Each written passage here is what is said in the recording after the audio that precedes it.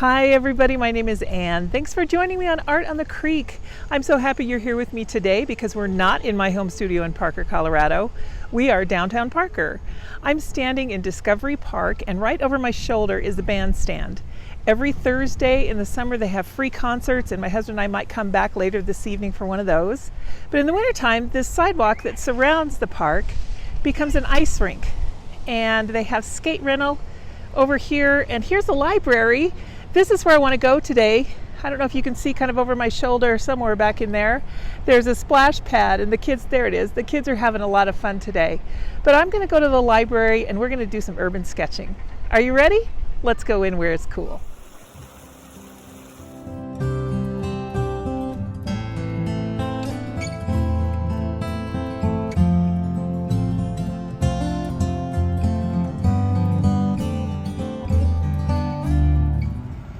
Welcome to my town. For our prompt today for World Watercolor Month, I thought I would show you something local, which is my hometown, Parker, Colorado. Here we are in downtown Parker. It's a historic part of town. Our little main street is only a few blocks long, but it's so quaint and there's an awful lot of history here. That blonde brick building there is the original schoolhouse, and beyond that, the white building is the church. But what I want to talk to you about today are these street lamps. These are really iconic to Parker. You can see they're on our street signs. And yes, we do spell Main Street as one word. They're the logo on our Parker Town Center where City Hall is. And now that I'm up in the library, here's my view. What do I see? Another street lamp. I love these street lamps so much. They are functioning. They light up the streets at night in such a beautiful glow. It really just feels very welcoming. So here's our reference photo today. This is just a little bit of urban sketching because what I want to illustrate with this one for World Watercolor Month is you might think you don't have a subject to paint when actually you do. I'm going to be using my A Gallo watercolors today, and I really love these. It comes with a Tintoretto travel brush. So I'm just getting set up here in the library. Our library is really cool. I've kind of gotten a new love for the library system. I was overhearing a lot of conversations while I was painting, of course, because nowadays you don't have to be quiet in the library, and that can be a plus or a minus, but it really is a great community gathering space. I was able to find this chair that had all of this great daylight, completely open, ready for me to sit down, and my view was facing west. Now, right now, we're having a lot of wildfires in Canada and I guess several other regions of the United States. Thank goodness there are not too many in Colorado right now, and I really hope that everyone else fares well. Fire season is a very real thing. At any rate, the mountains aren't very clear. If they were, I would show you the view from this chair because it would be stunning. You can even see Pikes Peak. But today, what we're going to look at is the street. What I want to demonstrate for you is that you can really just paint anything at all, and it might just be sitting right in front of you. So let's explore painting something that may not be too interesting. I'm not even going to draw it. I'm just using this Tintoretto brush because it has such a beautiful point. I'm kind of trying to just guess where the line of that curb, the median, would be. And then I'm just kind of fill in just a little bit. I've got a very thin wash of the mud that was left on my palette. It's kind of a gray tone. And I'm just using this as if it were my pencil. This is something else you can do.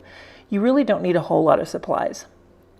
If I were to make an error in my sketch, no problem. It's watercolor and it's so faint and the wash is so thin that I could go over it very easily. So as long as you are drawing or sketching with your paintbrush with a very thin wash, use that extra pigment on your palette. You could even use dirty paint water to paint this out to get your sketch done. I wanted to start with the street lamp because that's where I want to feature the focus on this painting. And I'm going to change it up a little bit. There are 3 flower pots out there. And the day that I'm painting this, everything is just kind of in the very beginning of its bloom and nothing is really outstandingly beautiful just yet. But it is a good scene of our town, so I just wanted to capture it. The pots that I have there are clay. I'm going to eliminate the one to the left of the street lamp, but I will include a little bit of the tree. And I do go in later to change my mind too about what kind of grasses I want under the tree. I decided the more interesting feature about this scene was the shadows that were cast. Today, like I said, there's a lot of wildfires. That's hard for me to say. Wildfires. So the light is not as crisp and clear as it normally is. So I'm having to deal with, frankly, it's really humid out there. So there's a lot of that moisture in the air. And I'm just kind of starting to put these grasses in because I thought, well, maybe I'll do some of the grasses. And then immediately I decided I didn't want to do that. I'd rather just have the tree over there. So for the clay pots, I'm mixing some of the red in this set with some of the brown, and I think I'll go in later and add some of the orange. I will put all of the color names that I used that are in this set. I'll list the whole set, plus I'll put an asterisk by the color names that I used. I really love these A-Gala watercolors. They're very pigment rich, very portable. I love how it's a small palette, but you've got everything you need to mix. And yeah, they're handmade in Italy. I really love these paints. So today, our theme is local for World Watercolor Month. So think about that. If you haven't done yours yet, what's local for you? Is it your backyard? Is it your favorite grocery store? Is it a relative that lives nearby? You can do anything for the term local. If your town is famous for something like if I lived in Golden, maybe I would paint Coors Brewery. You might even be able to paint your local school, your local church, anything at all. So think outside the box a little bit on this one. On all of these prompts, you don't really have to consider that they're very rigid and structured. You can do whatever you want to do. Maybe you bought the paintbrush locally and you wanted to paint the store where you purchased the paintbrush. That's fine too. Whatever means local to you, or whatever local means to you, I should say. That's what this prompt today is about in World Watercolor Month. So this entire painting took me about 25 minutes, but I'm going to skip ahead just a little bit and show you how I did some of these steps. I'm a big fan of using whatever's left on your palette in your next painting, if at all possible. I really don't like to clean off my palette. I feel like that's good pigment and you can still use it. So I did add to that puddle of red over there on the right of my palette to fill in the median there and more on the pots. And frankly, it's mixed a little bit in with the street because I noticed that the street is not just asphalt. It has quite a lot going on in there and it's tones of gray. I'm using a very, very thin wash of the blue to just kind of do a right side outline, or the right edge, I guess I should say, of the curve of the lamps in this iconic street lamp. And then I'm going in with a wet brush just to agitate that pigment so that I can create those globes and have them show but not be outlined in any way. I wanted it to be extremely subtle. And then I'm just going to fill in a little bit more with that same gray. I'm going in very, very lightly with all of these washes and just adding as I go. I really do enjoy urban painting quite a bit because your environmental factors are taken out of the equation. You can sit in an air-conditioned environment and any noise that might be around you is just transferred to background noise. You don't have to worry about a plane suddenly flying very low overhead or a car driving by and honking and startling you. It's, in a lot of ways, urban sketching is a great way to start a plein air journey because you have a lot of the distractions that you normally would get in plein air. They just aren't involved in urban sketching. And like I said, today there were some conversations in the library. And where I'm seated in the library is upstairs. I kept hearing over my right shoulder this conversation about puppy yoga. And I thought, okay, I don't understand what's going on back there. What is puppy yoga? It's exactly what it sounds like. These women were doing yoga in the meeting room with puppies. Oh my gosh, I have to sign up for that class. I really do enjoy these paints quite a bit, as I was saying, because these colors are so transparent and so wonderfully mixable. Anytime you look for a palette, if you're looking for something to mix, you want to look for something that really has the primaries in two values, two temperatures, a warm and a cool. So you'd have a warm and cool red, warm and cool yellow, and a warm and cool blue. And then anything like your greens or your purples would be convenience colors. An orange, that would be a convenience color. And the other thing I really like to make sure that's in there is either a burnt sienna, a sepia, a Van Dyke brown, something like that, so that I can mix a gray because it's a color that you will use very often. And when you're mixing shadows, you don't have to use gray. Consider the temperature of what you want those shadows to be. This was a very hard scape outside in this scene that I'm painting, so I did stick with a very neutral gray. I didn't want to evoke any more emotion in this scene than necessary. But if you are, let's say, if I were painting this and it was a palm tree instead of that light that we have in the town of Parker, I may have used purple for the shadows, because where do we find palm trees? Well, in the tropics, and the tropics are notoriously warm. Purple is a very cooling, very relaxing color. So if you're using all of those bright, warm colors to paint the other colors in your tropical scene, consider using a purple for your shadows, because that will help to balance your entire painting and really evoke a mood or a feeling of atmosphere. So for this one, the atmosphere that I wanted to evoke is pretty much urban. We don't really have, urban is such a strange term, because when you think urban, you think, oh, downtown Denver, or in a big city, and it's just not, it doesn't have to be that way. Anything that I call urban is something that's not made by nature. I would say anything that's man-made. So for instance, if you're in a coffee shop and you're painting your cup of coffee and your croissant, I would call that urban sketching. So anything like that. And you know what, you can do either for World Watercolor Month, which is what I really like. As long as it has some watercolor in it, you are golden. And the thing about World Watercolor Month, it's just incredibly fun. I hope a lot of you have had some time to really enjoy yourself this month, not get stressed out, and just really immerse yourself in these prompts. And by painting every single day for 31 days, I'm betting that you will have noticed some improvement in your art, or at least you will have noticed that you've learned something. Here's a good tip I have for you for painting trees. You notice when I first put that layer down, it was a lighter green. And all I did was mix the green there, the cool green, with a yellow. And I just put that down loosely, allowing some of the light to shine through. I didn't paint all the branches out. I only painted the trunk and one little V in the branches. Then you add on your very light green, and now I'm going in with the darker green to add some shadow tones, because it's not necessary to paint every single leaf. When you look at a tree, you'll see that it's really a play of light and shadow, and that's all I wanted to convey here. And now I'm using that gray to demarcate the shadow that is cast from that tree onto the concrete.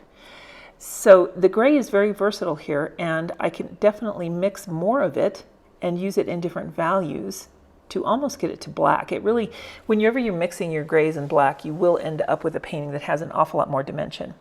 So here we've got the shadow that is coming from the tree. It's cast from the tree off into the street, but it's got to jump down that curb. So I know that my back line there on the median is a little bit wonky, it's a little bit off, but I want you to pay attention to how I did the shadow when it steps off of the curb. You want to remember that what's happening at that moment in space, if you think of your planes, the shadow from the tree on the median goes absolutely horizontally, and then that shadow is going to jump vertically, and then it's going to skip back horizontally. So there's a small hole on the curb from the shadow on the right side of that tree. So you can see that that will help us to understand that that is a curb right there. A little bit on the left as well, although it's on the edge of the page and kind of harder to see, where you have the shadow coming and then going straight down and then curving in along the street. So I've got the reflections and the light bouncing back. It's kind of interesting how this was working for me, because even though the sun is on the left, there were some highlights that were bouncing back from the sun, bouncing off of the buildings and structures on the right side of the street. So I was able to catch those as well. So even if it was in shadow, there were some highlights there.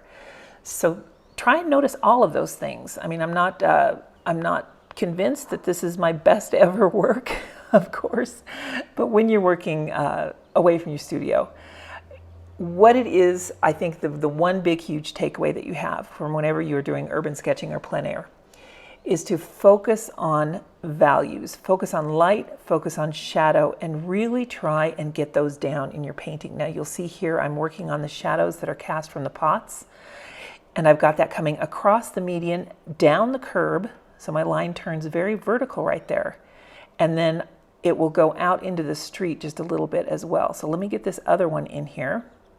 and we'll follow it along the curb, just coming straight down. And the value of these shadows is very dark. I wanted the contrast to be very strong because that will demarcate the time of day. This was painted late morning on a summer day, and so the sun was almost directly overhead and very, very strong. So I guess those shadows might end at the curb line. I couldn't quite remember what I did there as I'm doing this voiceover, but as you can see, I'm just putting some shadows on the pots, just demarcating the thickest points of those shadows where they would fall, which is right where the object will meet the surface that it's standing on. Now this one was really fun. I got to pull the shadow out along the median, down the curb, and then in the street. And of course this would be greatly foreshortened because it's a taller object, but it's not quite as tall as the tree. So you can see all the reference points I have there. I'm making the tree shadow darker now, but since the tree is taller than the street lamp, that shadow is going to come closer to the middle of the street than the street lamp's shadow will. So I hope all of this makes sense. Try to really practice your powers of observation whenever you're doing any kind of art. But for me, I think the best time to really focus on those observational skills is when you are doing plein air or urban sketching. Something about when you're not in your studio, I think it's just kind of like when you first ride your bike without using crutches. I hope you're not riding a bike using crutches. When you first ride your bike without training wheels, I feel like that is the feeling that you get when you are painting en plein air or doing some urban sketching. Just like all things, once you do it more and more and more, you will get more skilled at it, you will lose your inhibitions, and you'll be very happy to paint in public. This particular day, no one came over to talk to me. I have a lot of days where people will come and talk to me, and you kind of have to be prepared for that because I know a lot of artists don't really like that. They don't want to be approached when they're painting. But it is something that happens. Art fascinates people, and they want to talk to the artist because they are thrilled that you are sitting there able to create something, and they're either an artist as well or they are in awe of your skill. So take it as a compliment because that's definitely what it's meant to be. Now let's skip forward just a little bit more and let's see what else we can add to this. Luckily, I brought my ink pen with me. I really love using line and wash whenever I'm doing urban sketching because I just think it adds an element of whimsy to it, and that's what I wanted to do here. I just really wanted to make it a little more clear where these lines were. I think I got my plane off on the median as I was explaining earlier, and just wanted to demarcate some things a little bit more clearly. And then I really like the illustrative nature that emerges whenever you use line and wash. This is a wonderful pen to use. I enjoy it. It never fails me. It doesn't clog up going over watercolor. I'll link to everything in the description as always. Now when you're doing bricks, you don't have to draw in every single brick, or if you're going to make some bricks darker, you don't have to do every single one. You can just do a few, and that will get your point across and not overclutter your scene. This sketchbook that I'm using, each page is about 5 inches by 8 inches, so it's not that big. You really don't have a whole lot of room. Now it's wonderful if you're using both sides to do a horizontal landscape because then you would have 16 by 5. But for right now, I'm just using it for this little scene right here. It's about the same ratio as your phone if you're going to take a picture horizontally or vertically. So that's beneficial. You wouldn't have to worry about changing that ratio at all if that's something that makes it easier for you to paint from when you have your reference photo. But this pen I really enjoy, and I recommend using an ink pen when you're doing line and wash. You can use any pen at all. A lot of people like using micron pens, but I feel like a fountain pen is really the way to go. For some reason, I feel like I have more precision.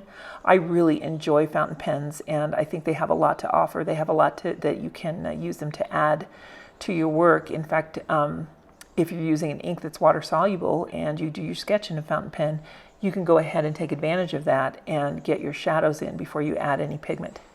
So here I'm just going over just some kind of the intuitive lines of where the leaves change tone, just to kind of try and get a general sense that there are many, many leaves in this tree, that some of them are light and some of them are in shadow.